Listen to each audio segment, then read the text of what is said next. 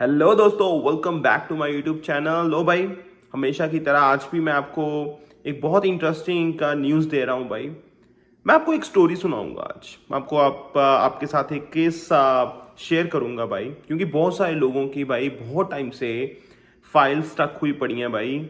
अगर मैं Canada immigration की बात करता हूँ तो बहुत सारे लोग भाई इसी चीज़ को लेके वरिड हैं कि भाई कैसे इस चीज़ का सोल्यूशन हो सकता है, निकल सकता है, क्या क्या हमारे पास ऑप्शंस हैं। तो मैं आपको ऐसे ही एक केस बताता हूँ, आपको बहुत ज़्यादा हेल्प हो जाएगी भाई। एट द सेम टाइम हम ये भी डिस्कस करेंगे कि हाँ जी भाई, अगर आप अपनी एप्लीकेशन का स्टेटस जानना चाहते हो तो आपके पास क्या क्या ऑप्शंस हैं, आप क्या क्या स्टेप ले सकते हो, कैसे आप अपना decision timely, not timely like कि हाँ भाई ठीक है, आपको पता होना चाहिए कि भाई इस ऑप्शन के साथ मैं ऐसे अपना रिजल्ट ले सकता हूँ, राइट। वो अंडरस्टैंडिंग, वो अवेयरनेस होनी बहुत जरूरी है।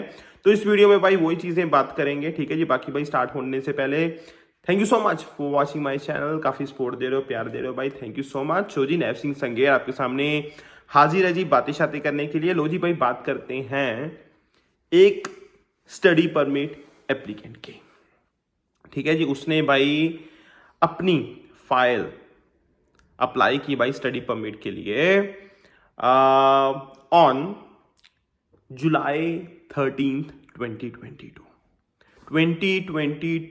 जुलाई में, ठीक है जी। तो अब जाके फेडरल कोर्ट ने भाई बोल दिया आईआरसीसी को कि भाई विद इन 30 डेज इसका रिजल्ट आना चाहिए। इससे डिले नहीं, भाई, विद इन 30 डेज इस एप्लीकेशन का रिजल्ट आना चाहिए। जब उस एप्लीकेंट ने भाई कोर्ट का दरवाजा खटखटाया, उसने बहुत कोशिश की पहले कि भाई ये कर लें, वो कर लें, वेट हो जाएगी। बैकग्राउंड में ही भाई फाइल स्टक थी for 15 months. Just imagine, 15 months के लिए बैकग्राउंड चेक में ही वही वो फाइल थी जो वो स्टक थी।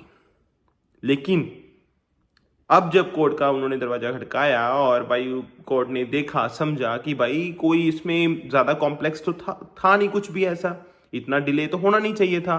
कहाँ लाइक 7 टाइम्स में भी ज्यादा, इतना ज्यादा टाइम लग गया। नॉर्मली भाई आपको पता है स्टडी परमिट के लिए आज की डेट में 8-9 हफ्ते, ठीक है जी।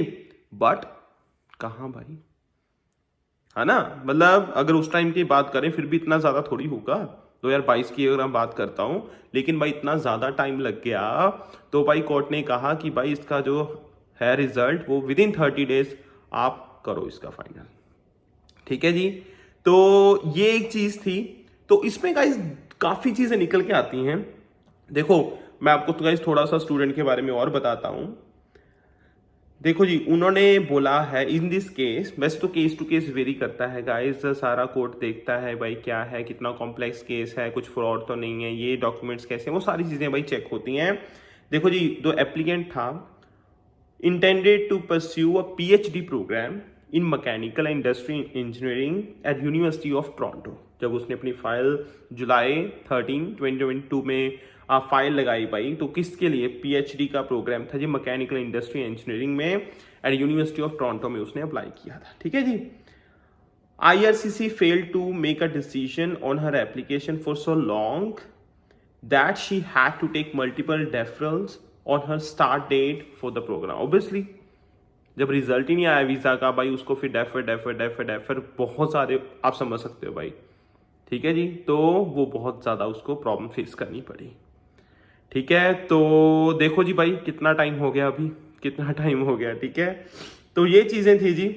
बट अभी चलो ठीक है, the court held that the delay experienced by the applicant far exceeded the normal processing time of study permit applications। लो जी भाई, कि भाई जो रेगुलर, जो नॉर्मल स्टैंडर्ड एक प्रोसेसिंग है उससे बहुत ज्यादा डिले हो गया, more than 7 times the usual average of 9 months, ठीक है जी। और उन्होंने कहा the applicant was not responsible for the delay nor was there satisfactory justification for the delay on the part of IRCC, कि भाई डिले की कोई प्रॉपर जस्टिफिकेशन भी नहीं थी, ठीक है जी। The court determine that the delay was unreasonable and ordered IRCC to finish processing within 30 days। लो जी भाई, समझ गए ना। मतलब आपके पास ये ऑप्शन है, आप कोर्ट का दरवाजा, फेडरल कोर्ट का आप दरवाजा खटखटा सकते हो कि भाई देखो जी, हमें भाई या तो रीजनेबल कोई जस्टिफिकेशन दो, वरना हमारा रिजल्ट दो यार, हम इतना नहीं भाई वेट कर सकते। ठीक है, तो भाई आगे मैं ये डिस्कस करूंगा कि आपके पास ऑप्शंस क्या क्या है। मान लो प्रोसेसिंग टाइम है 12 हफ्ते का, अब आपने चलो थोड़ा बहुत एक्स्ट्रा वेट कर लिया, ये हो गया, अब उसके बाद में देखा यार कोई रिजल्ट ही नहीं आ रहा, स्टक हुई पड़ी है भाई। पहले तो भाई अपन पहला जो सबसे पहला स्टेप, आप अपने पोर्टल में जाके चेक करो भाई कि आपका स्टेटस क्या है। पोर्टल में जाके आप चेक करो कि आपका स्टेटस क्या है वहां पे, क्या वो प्रोसेस हो रहा है, क्या चल रहा है वहां पे, स्टेटस कितना एक्सपेक्टेड टाइम है, क्या है, उसी हिसाब से आप प्लान कर सकते हो। ठीक है जी, एक तो भाई ये हो गया आपका। सी इन्होंने लिखा भी है guys, you should first check your application status on IRCC website. Clear है जी। एंड गाइस मैंने, अगर आप मेरी पिछली वीडियोस भी देखोगे ना, उससे मैंने ट्रैकर का आपको बताया हुआ है कि how you can track your application, कि भाई कहाँ पहुंची, बैकग्राउंड चेक हुआ या नहीं हुआ, मेडिकल हुआ या नहीं हुआ, एंड बायोमेट्रिक हुआ या नहीं हुआ, कहाँ पे पहुंची है, क्या चल रहा है, वो सारी चीजें भाई मैंने बताई हैं उस वीडियो में। सो आप वो वीडियो जाके चेक कर सकते हो। क्लियर होगा, ये भी बात क्लियर होगी जी। चलो ठीक है। And yes, you should ensure that all documentation and required applications are up to date to avoid unnecessary delays। ठीक है भाई, ये चीज़ का आपको ध्यान रखना है। उसके बाद भाई आप क्या कर सकते हो कि आप एक वेब फॉर्म इंक्वायरी डाल सकते हो। सबको पता होगा वेब फॉर्म क्या होता है। मान लो आपने भाई पोर्टल पे देखा लेकिन कुछ हो नहीं रहा वहाँ पे, तो आप भाई वेब फॉर्म इंक्वायरी डाल सकते हो भाई कस्टमर केयर में, IRCC वालों के भी। देखो जी ये चीज़ है, ऐसे है, तो भाई आप बताओ जी प्लीज़ क्या हो रहा है क्या नहीं हो रहा। उसके थ्रू भी आप भाई कर सकते हो। वेब फॉर्म आपके पास एक अच्छा ऑप्शन है, उसमें भी आप कर सकते हो। या फिर एक और है भाई, आप उनको कॉल करो IRCC वालों को, वो एक स्टेटस आपको बता देंगे कि भाई ठीक है ये है ये है ये है ये है। तो भाई IRCC वालों को डायरेक्टली कॉल करके भी आप थोड़ा सा आइडिया ले सकते हो भाई चल क्या रहा है क्या हो रहा है। ठीक है जी, ये भी एक ऑप्शन है आपके पास। उसके बाद ATIP, access to information and privacy application। ठीक है जी, तो भाई इसमें क्या है कि आप global case management system notes, आप इसके लिए आप रिक्वेस्ट करते हो जी कि हमें बताओ जी, along with the GCMS notes you may also request computer assisted in immigration processing systems notes or their field operations support system notes। अब नोट्स में सारा गाइस वो बताना पड़ेगा उनको कि भाई ऐसा यहाँ पे हुआ था, ऐसे हुआ था, ये प्रोसेसिंग चल रही है, यहाँ पे पहुंचे, तो वो नोट्स भी आप अप्लाई कर सकते हो ATIP के थ्रू। ठीक है जी, ATIP मैंने आपको बता दिया, ये भी गाइस एक रास्ता है। पहले गाइस हमने बात की थी कि आप भाई सिंपली अपना पोर्टल चेक करो, या फिर ट्रैकर के थ्रू आप अपनी एप्लीकेशन चेक कर सकते हो। दूसरा वेब फॉर्म, या फिर उनको कॉल कर लो, वेब फॉर्म जनरेट करो भाई। ठीक है, ये दूसरा ऑप्शन हो गया। तीसरा ATIP के थ्रू आप GCMS नोट्स वगैरह पूछ सकते हो, उसमें आपको ज़्यादा क्लैरिटी आ जाएगी।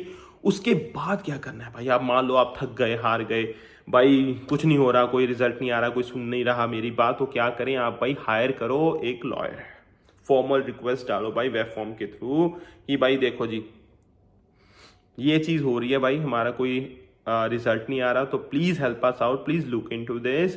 जो भी आपने लिखना है वहाँ पे लिख के भाई आप लॉयर की हेल्प ले सकते हो। वहाँ पे भी आपके पास एक ऑप्शन है। ठीक है जी, अब भाई उसके बाद भी मान लो कुछ नहीं हुआ, कोई रिप्लाई नहीं आ रहा जी, कुछ नहीं आ रहा, ये नहीं हो रहा, वो नहीं हो रहा, तो भाई फिर क्या बात है, आई सी यू इन द कोर्ट, वो वाला डायलॉग। ठीक है जी, तो आपने भाई फिर नॉक करनी है फेडरल कोर्ट को, आपने भाई अपना केस डालना है जी, कि क्योंकि भाई ये लास्ट ऑप्शन है। देखो अब कोर्ट के आगे तो भाई क्या होगा। ठीक है जी, आपके पास लास्ट ऑप्शन है। आपने देखा भाई कोई रिजल्ट नहीं आ रहा, कोई मेरी सुनवाई नहीं है, कोई मेरी बातें नहीं सुन रहा भाई, खड़काओ दरवाजा। ठीक है जी, फिर कोर्ट भाई सारी चीज़ें देखेगा। ठीक है, IRCC का पार्ट भी देखेगा, आपकी भी चीज़ देखेगा गाइस। ठीक है, सारी चीज़ें फिर समझ के, सारी चीज़ों को एनालाइज करके डिसीजन दिया जाएगा कि भाई आगे क्या करना है इस केस के साथ, इस एप्लीकेशन के साथ। तो वो एक ऑप्शन आपके पास, वो भी एक ऑप्शन है। तो अगर आपका भी रिजल्ट नहीं आ रहा और आपको भाई बहुत ज़्यादा इस चीज़ के लिए एक वरी हो रही है, ठीक है, आप बहुत ज़्यादा टेंशन में हो, तो ये कुछ ऑप्शंस हैं। ठीक है, पहले तो भाई थोड़ा सा सब्र रखा करो, ठीक है, इमीडिएटली। थोड़ा टाइम लग जाता है भाई, 20-21 लाख की इन्वेंट्री पड़ी हुई है ISCC के पास, इतना ईजी नहीं होता भाई, ठीक है, कभी कभी डिले हो जाता है। पर हाँ, अगर बहुत ज़्यादा डिले, जैसे 13 जुलाई 2022 को भाई उन्होंने एप्लीकेशन स्टडी परमिट के लिए अप्लाई किया, स्टडी वीज़ा के लिए अप्लाई किया हुआ था भाई, जस्ट इमेजिन इतना टाइम, है ना। उस ऐसे केसेस में गाइज देखो जी, मैंने आपको बताया कोर्ट का दरवाजा आप खटखटा सकते हो।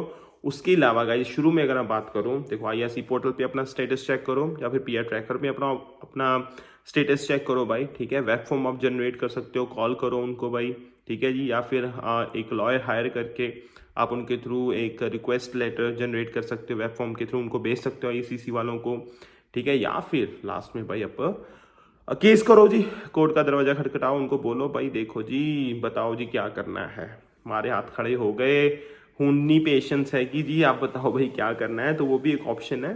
तो ये देखो जी, ये मैंने आपको केस भी बताया, ये मैंने आपको सोल्यूशन भी बताए कि हम कैसे कर सकते हैं, कैसे नहीं कर सकते। आई होप आपको भाई बहुत ज़्यादा क्लैरिटी आ गई होगी। एंड बट हाँ, बीच में गाइस एक चीज़ मैं मिस कर गया, GCMS राइट, ATIP, उसके थ्रू भी आप अपने नोट्स जनरेट करवा सकते हो। उसमें क्या है कि आपको पूरा पता चल जाएगा कि कहाँ से स्टार्ट हुई थी, कहाँ चल रहा है, क्या हो रहा है, उसमें भी आपको क्लैरिटी, वो भी एक अच्छा ऑप्शन रहता है, ठीक है। ATIP के थ्रू आप GCMS नोट्स ले सकते हो, ठीक है जी। तो आपको वीडियो कैसी लगी भाई, इंफॉर्मेटिव लगी?